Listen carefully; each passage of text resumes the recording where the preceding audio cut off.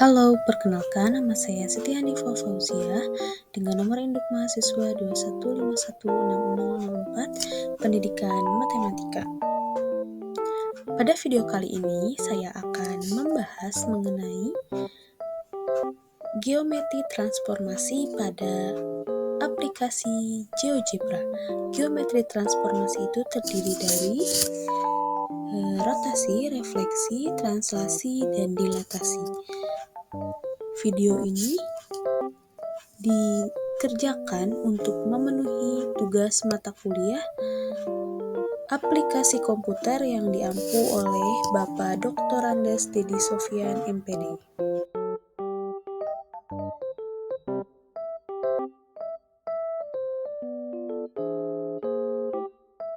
Yang pertama saya akan memberikan tutorial pembuatan rotasi pada titik menggunakan aplikasi GeoGebra. Kita sudah masuk ya di aplikasi GeoGebra. Yang saya gunakan yaitu GeoGebra Classic 5. Yang pertama, tahap yang pertama, kita tentukan kita tentukan titik yang akan dirotasikan. Misal, saya akan menggunakan titik 3,4, maka saya akan menggunakan kolom poin. Klik poin, lalu kita cari 3,4. Berarti 3,4 di sebelah sini. Nah, lalu nanti akan dirotasikan pada titik pusat 0,0. Maka harus mengklik juga pada titik 0,0 sebagai titik kedua. Nah, karena saya menyimbolkan titik pusat itu titik O, maka ini bisa diubah ya. Klik kanan, lalu objek properti. Kita ganti namanya menjadi NO besar. Dan untuk show labelnya, karena saya ingin titik koordinat tertulis pada halaman itu, maka diganti dengan nama dan value, name dan value. Klik. Nah, sama untuk titik A juga. Karena namanya sesuai, udah sesuai. Klik kanan. Nah, untuk namanya tetap A, dan untuk show labelnya kita ganti name dan value. Nah, sudah. Setelah itu, untuk titik A itu harusnya titik 3,2 itu di sini. Ubah lagi ya. Udah. Setelah itu kita cari kita rotasikan titik A atau titik 3,2 sebesar 90 derajat ke kiri atau berlawanan arah jarum jam dengan menggunakan menu reflect about line. Kita pilih yang menu rotate around point. Kita pilih, lalu kita klik titik A, lalu titik pusat, maka akan keluar besarnya sudut yang diinginkan. Karena tadi kan besarnya itu 90 derajat, kita klik aja 90 derajat. Lalu kita karena tadi itu mau berlawanan arah jarum jam, maka kita pilih yang counter clockwise yang ini udah. Kalau yang clockwise itu untuk yang tidak berlawanan atau yang searah dengan jarum jam. Kita klik OK. Nah, muncul kan ketemu bayangan atau rotasi dari titik 3,2 yaitu A inverse, ya ini pokoknya A ini negatif 2,3. Nah, maka bisa disimpulkan, kita juga bisa dilihat ya di laman ini, laman algebranya yang di menu ini. Nah, maka dapat disimpulkan bahwa setiap titik koordinat X dan Y jika dirotasikan sebesar 90 derajat berlawanan arah jarum jam atau ke arah kiri, maka dengan pusat rotasi 0,0, maka rotasi atau bayangan dari titik tersebut berubah menjadi negatif Y, X. Nah, bisa dibuktikan ya, ini kan X-nya 3 dan Y-nya 2, maka hasil rotasinya menjadi negatif 2,3. Atau bisa diartikan juga negatif Y, X, seperti itu. Nah, selanjutnya kita akan membuat video tutorial yang searah dengan jarum jam. Oke, sama ya kayak tadi. Kita masuk ke rotate around, terus kita pilih rotate around point, klik titik A dan titik pusat. Nah, kita tinggal ubah menjadi yang searah dengan jarum jam atau clockwise. Lalu klik OK. Nah, maka mendapatkan hasil rotasi searah dengan jarum jam atau sebelah kanan dari titik A sama dengan 3,2. Oke, maka dapat disimpulkan jika rotasi sebuah titik dirotasikan 90 derajat atau searah dengan jarum jam ke arah kanan dengan titik pusat rotasi 6,0, maka menghasilkan Y, negatif X berlawanan dengan yang dirotasikan ke lawan arah jarum jam. Oke, lalu jika kita ingin mengubah titik A ini, maka kita akan menghasilkan bayangan yang sudah kita cari tadi. Jadi misalkan saya akan mengubah titik A ini menjadi titik 5,3 misalkan, maka bayangannya juga berubah sesuai dengan titik yang sudah saya ubah tadi. Misal ya, dengan cara menggunakan line. Sebelumnya, karena tadi, ini sini. Nah, kan untuk yang rotasi searah jarum jam, kita peroleh rotasi titik A sebesar 90 derajat searah jarum jam, maka bisa dituliskan juga negatif 90 derajat. Karena, maka dapat disimpulkan ketika kita mendapatkan soal suruhan, misalkan tentukan rotasi sebuah titik dengan rotasi sebesar 90 derajat, maka itu berlawanan arah. Tetapi jika dalam suruhannya itu negatif 90 derajat, maka itu searah dengan jarum jam. Jika pada soal tidak ditunjukkan suruhan berlawanan atau harus searah dengan jarum jam, maka kita bisa mengartikannya dengan besar rotasi yang disuruh. Misalkan 90 derajat, maka itu berlawanan arah. Jika negatif 90, maka itu searah jarum jam. Oke, selanjutnya kita akan mengubah titik tersebut yang tadi dengan cara menggunakan line, terus pakai segmen. Oke, segmen. Kita klik titik pusat ke A. Oke. Dan titik pusat ke hasil rotasi yang pertama. Oke. Lalu kita pilih angle. Angle. Dan pilih ini. Udah. Lalu klik A. Titik yang A ke titik pusat dan titik rotasi yang sudah dibuat. Nah, maka muncul besar sudut dari titik A ke titik pusat dan ke titik rotasi sebesar 90 derajat. Bisa kita geser titik A. Titik A bisa kita geser misalkan ke arah, kita geser misal pingin 4,3, maka dihasilkan hasil rotasi yang berlawanan arah itu min 3,4 dan yang searah dengan jarum jam 3,-4. Seperti itu. Maka mungkin untuk video tutorial mencari rotasi sebuah titik pada GeoGebra hanya segitu, semoga bermanfaat.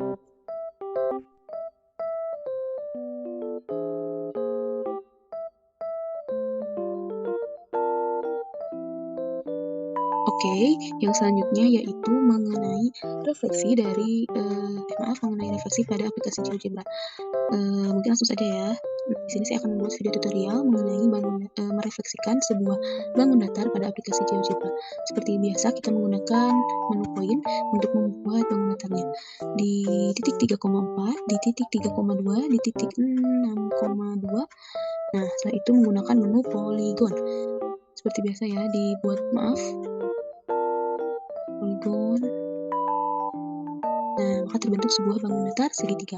Untuk merefleksikan bangun datar ini, kita menggunakan menu Reflect About Line. Pencet, lalu pilih yang Reflect About Line. Nah, caranya kita klik bangun datarnya, lalu kita akan misal merefleksikan bangun datar tersebut pada sumbu Y. Tinggal klik sumbu Y. Nah, maka dihasilkan refleksi dari sebuah bangun datar segitiga dengan sumbu tersebut direfleksikan pada sumbu Y, maka menghasilkan segitiga aksennya itu seperti gambar di samping. Oke, misalkan mau merefleksikan pada garis yang sudah ditentukan, misalkan Y sama dengan negatif. Nah, maka sudah muncul garisnya, lalu menggunakan reflect about line, klik bangun datarnya, klik garisnya. Nah, maka dihasilkan refleksi dari bangun datar tersebut jika direfleksikan pada garis Y sama dengan negatif X adalah ini, seperti itu. Oke, mungkin sekian pembahasan mengenai refleksi. Seharusnya itu ada refleksi sebuah titik, sebuah garis, dan bangun datar. Tapi saya menerangkan cukup pada bangun datar karena sudah masuk pada aspek titik dan garis juga kalau untuk bangun datar. Terima kasih. Wassalamualaikum warahmatullahi wabarakatuh. Yang ketiga yaitu video tutorial menyelesaikan suatu soal atau permasalahan mengenai translasi. Yang pertama yaitu translasi sebuah titik. Kita buat titiknya terlebih dahulu menggunakan seperti biasa ya kolom poin. Misalkan titiknya itu random ya, bisa di mana aja. Misalkan saya memilih 4,2. Kita ubah seperti biasa untuk show labelnya menjadi name and value. Oke, setelah itu kita buat, misalkan pada soal itu translasikan sejauh P sama dengan AB. Maka kita buat vektornya, vektor sini ya, bebas. Misalkan vektornya itu. Nah, lalu pilih line. Maaf, udah ya vektor. Itu bisa disebut vektor BC atau vektor U.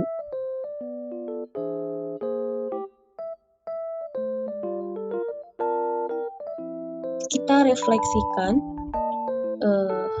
titik tersebut ke vektor yang sudah dibuat. Pilih refleksi, reflect, terus pilih translate by vector, klik titiknya, titik yang akan ditranslasikan, lalu klik garis vektornya. Garis vektornya, oke. Salah klik delete.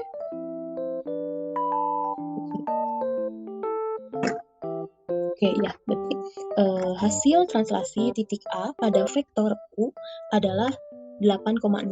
Vektor U itu 4 dan negatif 2. Oke. Hasil translasi. Kita ubah warnanya menjadi warna berbeda dengan soal. Kita ubah menjadi warna merah. Oke. Maka ini hasil translasi sebuah titik dari vektor. Kita bisa misalkan vektornya kita ubah besar vektornya, maka translasi dari titik A juga akan berubah. Oke. Selanjutnya yaitu translasi garis. Kita tetap menggunakan vektor itu ya. Kita hapus dulu titiknya. Kita buat garis menggunakan segmen. Misalkan garisnya random aja. Nah, setelah itu kita translasikan lagi seperti biasa, translate by vector, klik garisnya, klik vektornya. Nah, maka didapatkan hasil translasi dari vektor tersebut ini. Kita ubah lagi warnanya menjadi warna merah. Oke. Ini ubah merah. Ini ubah merah.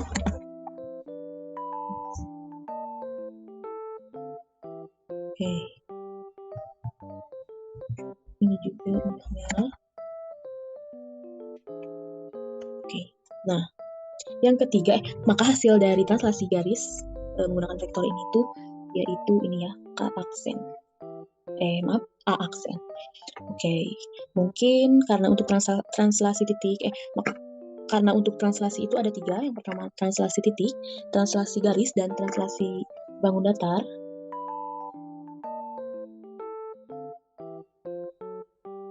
Oke.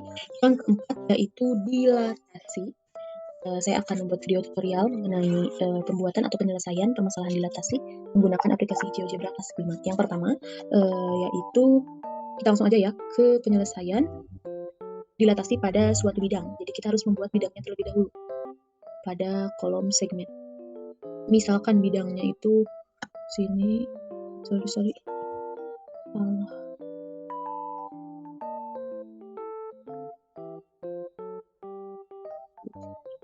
Oke.